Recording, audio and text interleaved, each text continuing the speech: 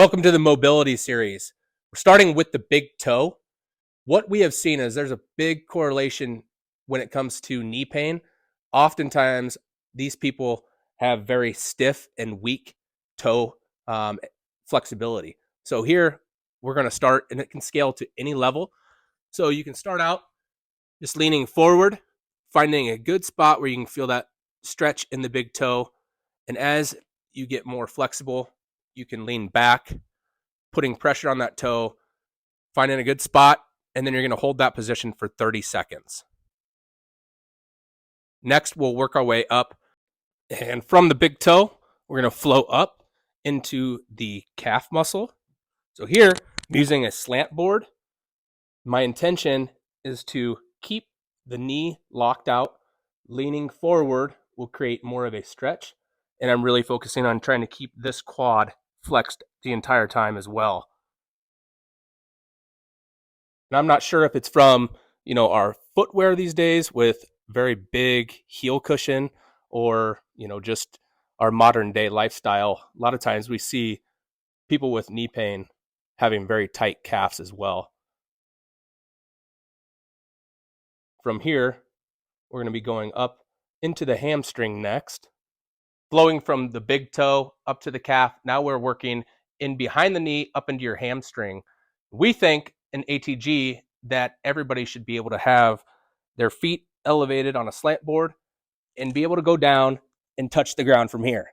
Now, what we have seen 9 out of 10 times, especially people that have had knee surgery or really have knee pain, they're so tight in their behind their knee up in their hamstrings, they're unable to touch the ground on a slant board. So what I'd like for you to do is focus on contracting your quads the entire time, and you're just going to bend down until you feel a good stretch, and then back up. Working your way until you can get those hands to the ground. When that becomes easy, then you can hold either a barbell or dumbbells. And that weight will actually help pull you down. And by using the slant board, you also need to use your feet muscles to basically grip the board to keep you stable from falling over.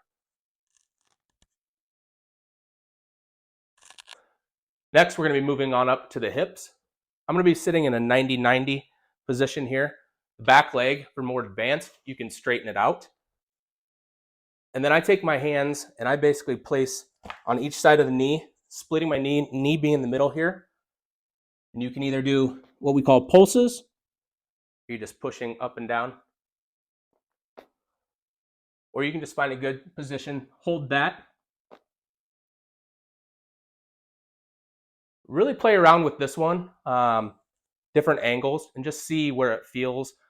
Ultimate goal is just get a good stretch into that hip flexor there. So you can start chin to knee, a little bit closer to the foot, to the heel.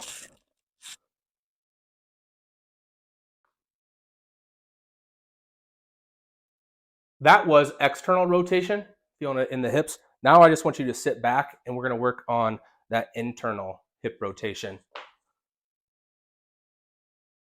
You can either sit back here, you should feel it right back in this right side hip in this position, or you can also lean forward a little and bring the knee up, hold it for a 2 count, back down. This is really going to dive into those deeper hip muscles, your sartorius and some other ones that you probably don't care about. But trust me, doing the external and internal hip exercises and stretches will really help with mobility. Next, here is the butterfly pulse. Really working that groin area, getting a good stretch in the inside of your thighs. And I just use my elbows and my weight to help push these knees down to the ground. You can also use dumbbells and have those weights push the knees down, just really getting a good stretch in that groin. Here we have a couch stretch. I like to use this one mainly for stretching out my quad, but you can also do a little lunge forward, which will focus in on that hip flexor stretch as well. Ultimate goal is to be able to pull back and get your shoulders against the wall. My foot is flat up against the wall as well. It's going to be a really good stretch in this quad. To really activate that, you can focus on tighten that glute muscle, pulling back.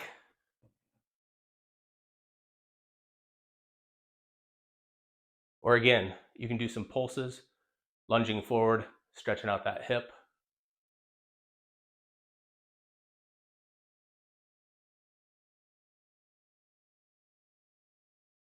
The final mobility exercise is the king of all ATG exercises, the split squat.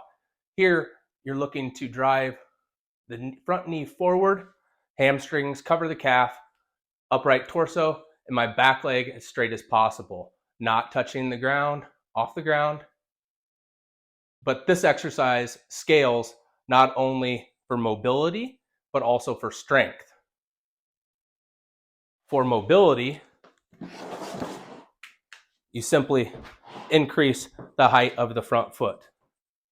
Here, less mobility makes it easier, or placing your hands on a chair or using something to balance will take some of that strength away and allow you to get down into this position, but assist on the way up.